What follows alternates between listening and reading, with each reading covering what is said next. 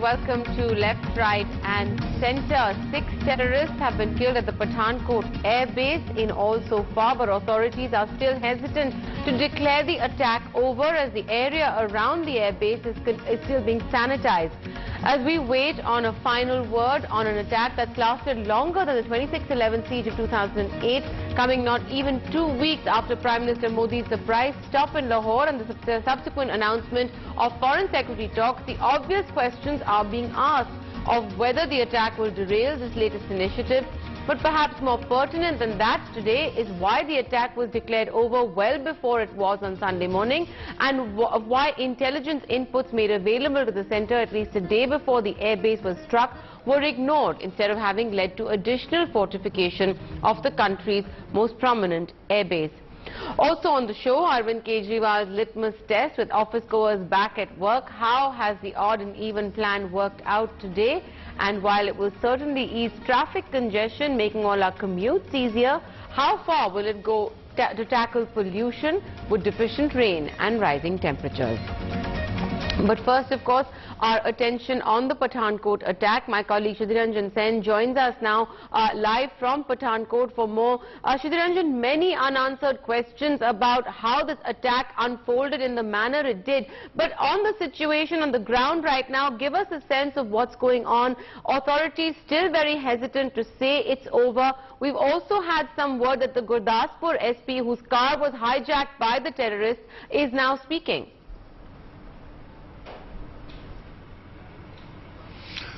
Well, I mean, on the ground, to begin with, what we can tell you is that the officials, officially the 5th, that they have killed the 5th terrorist, it's confirmed. What we have been told by our sources is that the 6th too has been killed, but since the body has not been recovered, they are not going to make an official announcement of it. It seems that the building that they were hiding in has been badly damaged, and they have gone under the building, and it's very, therefore it's very difficult at the moment to go through the rubble and pull out the body, and they'll obviously be very, very careful so as to there are no explosions, no booby traps that are left that go off. That is number one. Number two, on the investigation side, what we are getting, what we can confirm is that it appears, or it is more or less confirmed now in the sense with the side-by-side investigations that are happening by the NIA and the other security agencies, is that they entered India together, but subsequently they split up into groups, and they moved towards the base in 2 groups.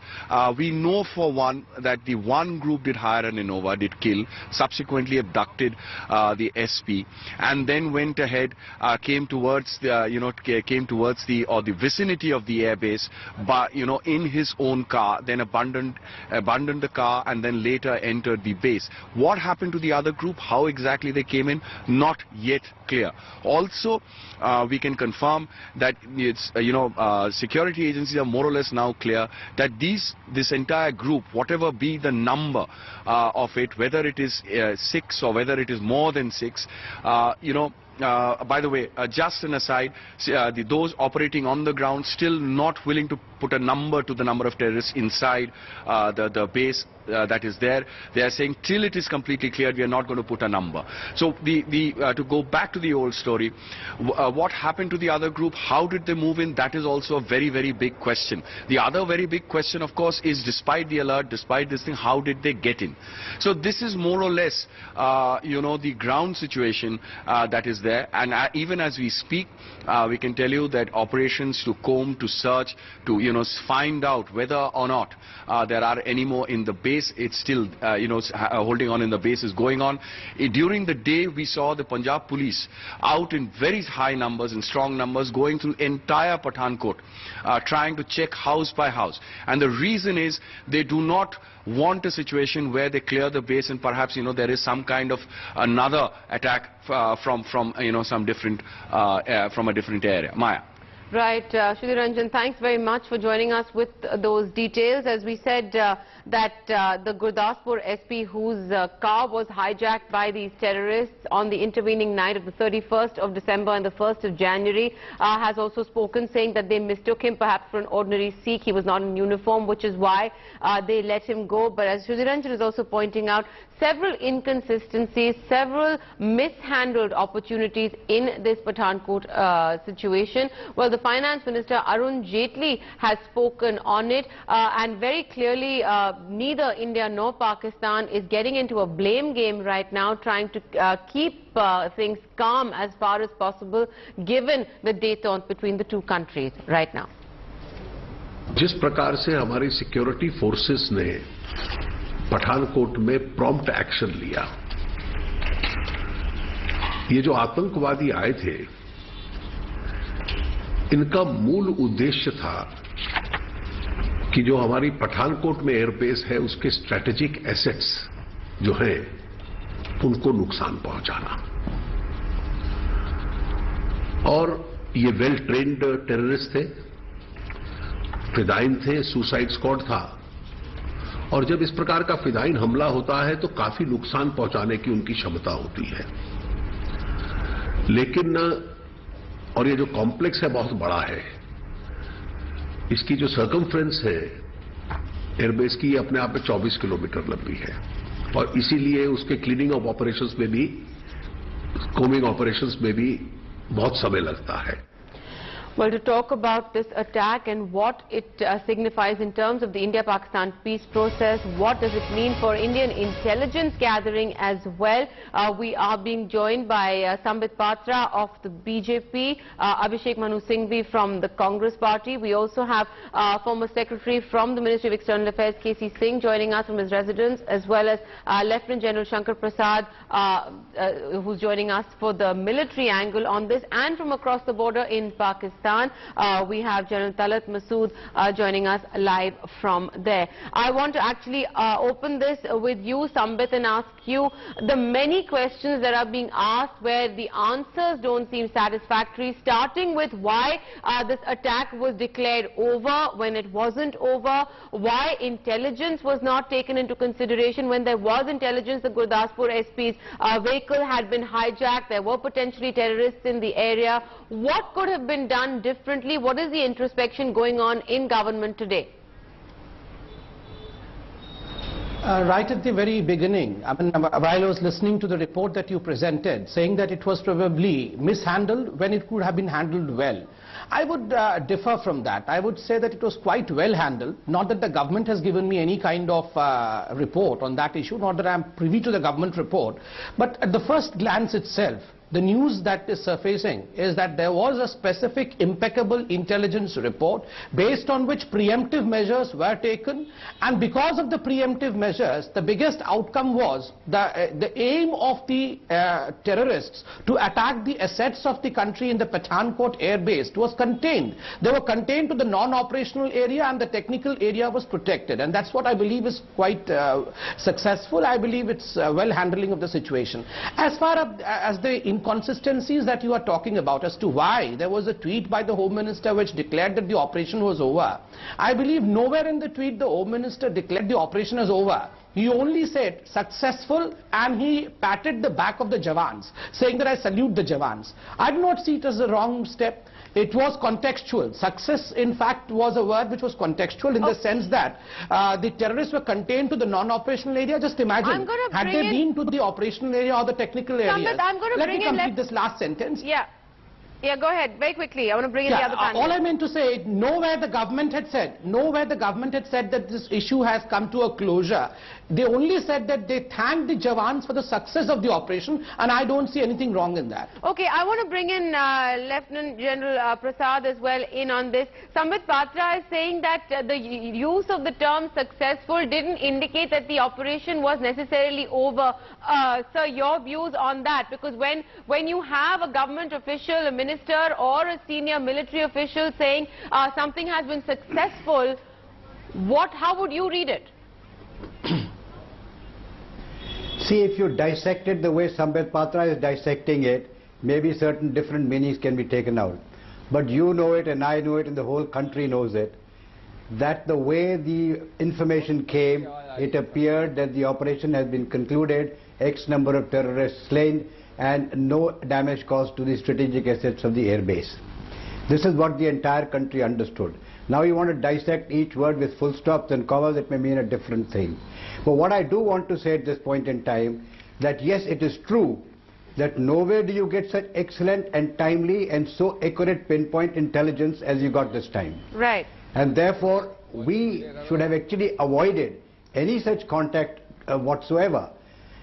While it is absolutely true to state that the tactical handling of the situation once it actually joined battle is something that the tactical commanders on ground have done exceedingly well under the circumstances, under the vast area, under trying to protect the strategic assets and all the built up areas and things like that, and have sacrificed a large number of 7-8 lives and many wounded. But what we have to see at this point in time, what happened at the strategic level? Why was this information not transcribed into action? 12 hours was notice available. There are enough military personnel, enough trained personnel available minutes away from the airbase. Right. We flew in the NSG from here. That is great. The NSG we must understand is an intervention, aggressive, offensive force. Okay. It is not a force for carrying out cordon search. Okay. So the bigger issue that we need to apply our minds today is this, that yes, there is some introspection required in the strategic front. The tactical battles are being fought even today, and we have no comment because sitting here in front of television studios, we cannot comment on how a particular person is moving or not moving or killing or not killing. On the ground, right. But the issue is this, on the ground, so we support the tactical aspects. But while you say, you see, everybody is, I mean, you can defend it. Okay. Anybody can, spokespersons can defend it. No, this is not. But also I must clarify that the Home Minister withdrew this tweet, as reported in the media. Okay, Abhishek Manu Singhvi, you want to... what are the reasons for his coming and refusing it? Okay, Abhishek Manu Singhvi, you wanted to comment on this. You know, it's very easy to point fingers at the ruling party. You all have had this experience as well under the UPA regime. But really, what could have been done differently in your view? Maya, I've been hearing patiently, although the audio quality is very bad. And I hope you will be, you'll allow me my minute and a half or 2 minutes. Let me first at the outset make it clear that I have returned yesterday, and in the few programs I have participated, I have kept politics out altogether. This is a matter of national security and there is no question of politics.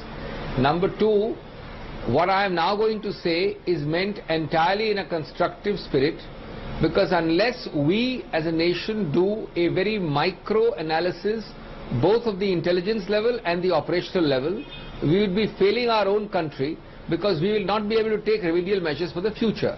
This is constructive pointing out of issues, not criticism or finger pointing or blame game.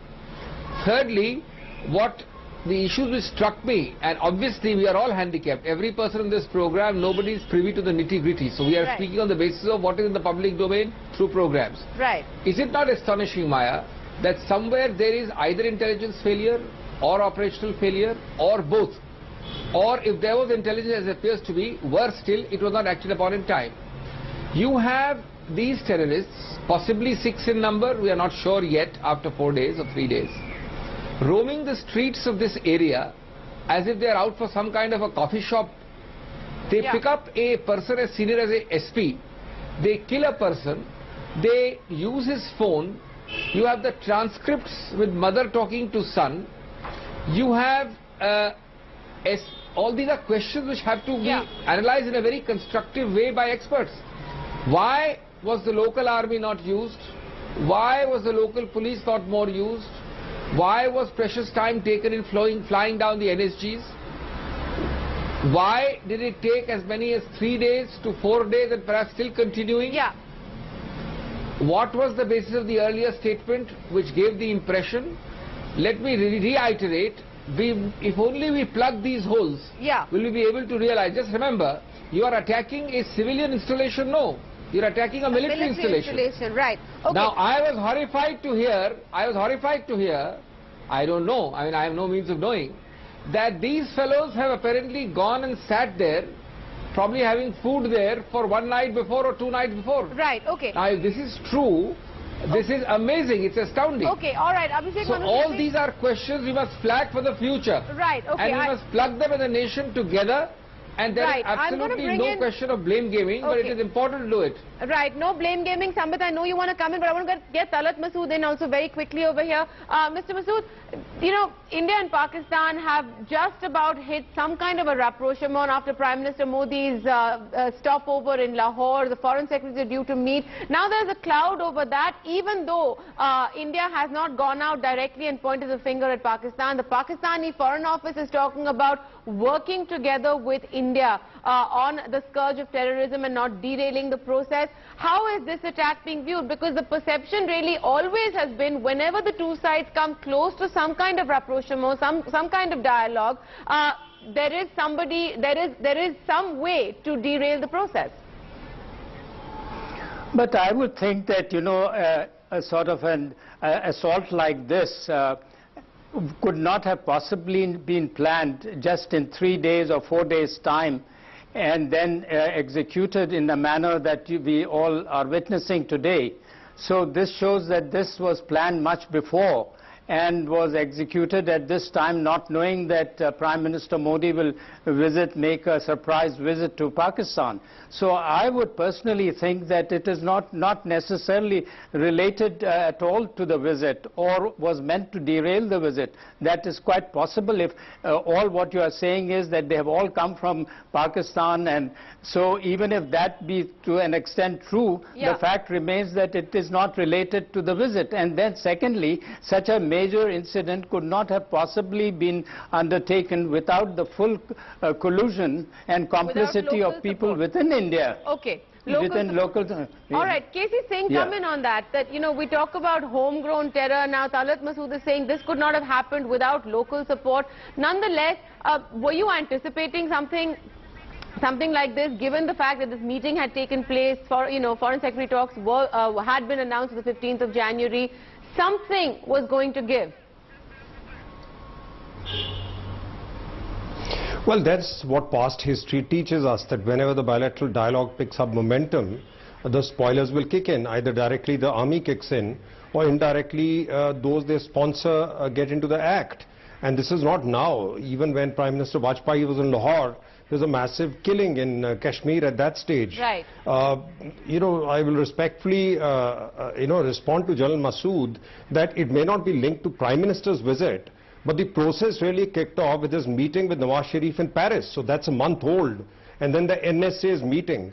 And then, very clearly there was a momentum building up in the dialogue process. So Prime Minister's visit may not be the triggering point, but there was an anticipation that things were moving very rapidly in the last few weeks, and they were going in that direction. So therefore, this would have been in response really to the pickup of momentum. And really the Pakistan army would be in the know. They would be in the loop because the National Security Advisor is from the army. So he's in the know of what happened in Bangkok. Everybody would know it. Certain elements within the army would also know it. The senior elements in the army would know it. So maybe Mr. Modi's thing was just an additional factor. But I agree that it may not be something that was hatched just in the last 2 days or 3 days. Do you think, what do you make of what the discourse around this and the discourse around intelligence failures? What do you make of those that commentary? You see very clearly, since you remember last year, same kind of intrusion took place around Gurdaspur. I was that time for 65 war event in Gurdaspur, in Pathankot cantonment. Right. And one was living with the army at that stage when that took place. This is almost identical to that. So there is a problem of why people can cross the border that easily. Partly it is a problem of terrain, because you have certain areas where rivulets and rivers and all make it very difficult. But certainly technology, intelligence, etc. should have been ramped up since then. And I have a suspicion that the reason they didn't go after a cantonment is because the army has been on high alert. And they have countered a number of such attempts. So maybe they thought that the Air Force would be, and I don't buy this that the assets have been saved, because the assets are really helicopters and MiGs. If we had intelligence, did we keep them there or did we fly them out? Okay. If they were flown out, you won't leave your helicopters sitting on the tarmac if you had intelligence that there's going to be an attack. Okay, Sambit Patra, you wanted to respond to Abhishek Manu Singhvi, but also take on the other questions that have been raised, because at the end of the day, was this base really a soft target? There's been, as KC Singh pointed out, Gurdaspur had been the focus of an attack previously, not in the distant past. You know, we come back to the same thing. When there is intelligence coming in, why wait to send in a team from New Delhi? Why not just rally around bases and troops on the ground? They're present there on spot. Nimaya, as far as Mr. Abhishek Singhvi is concerned, he was right in stating, because yesterday I was with Mr. Abhishek on Barkha's show, and he did not politicize the whole issue. He was quite academic about it. I'm thankful to him for that. But today he said that, well, he wanted to make some constructive observations regarding what can be the causes of failures. I would still say that he should reconsider this kind of soft criticism, because while the combat is on the ground, I believe the sole duty of all the debaters, from whichever section we may belong to, parties or otherwise, is to promote and in fact praise, boost the morale of the ones who are fighting on the ground, rather than pointing any finger towards them. Well, there would be enough time left after that for us to introspect and to get the lessons that are to be learned from this whole operation. Yeah. But I firmly stand the ground that this has been, though the operation is not complete, but I firmly stand the ground that, well, the motive of the terrorists to blow out the assets of the India have been preemptively, got through by the intelligence and have been protected. Mr. KC Singh saying that, well, the helicopters and other things could have been... Sambit Patra, it's been prevented at the cost of 7 lives. Yes, I agree that. Yeah. KC Singh, not Tyagi. I agree to, I absolutely agree to that, that even a single life lost. Maya. Just a second. Maya. Yeah, I'm so sorry. KC Singh, I rectified myself. Yeah, yes, you're absolutely right. Even if a single...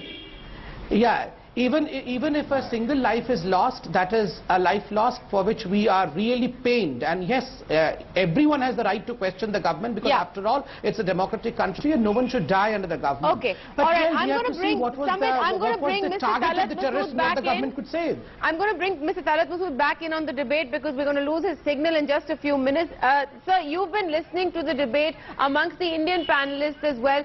Ultimately, the fact is, as KC Singh was pointing out, this is not something that happened in the last week, 10 days after Prime Minister Modi's Christmas visit. There's been meetings that have been going on. There may have been plans afoot right from the time the two principals met in Paris, or the NSAs met in Bangkok, that there is going to be some kind of rapprochement. Something needs to be done more concretely. There needs to be more condemnation perhaps from the Pakistani establishment right now. Well, absolutely, they are condemning it, and as you know, that was the first thing they did. And I think what we need now is really to test the fact that are these two countries genuinely sincere about fighting terrorism.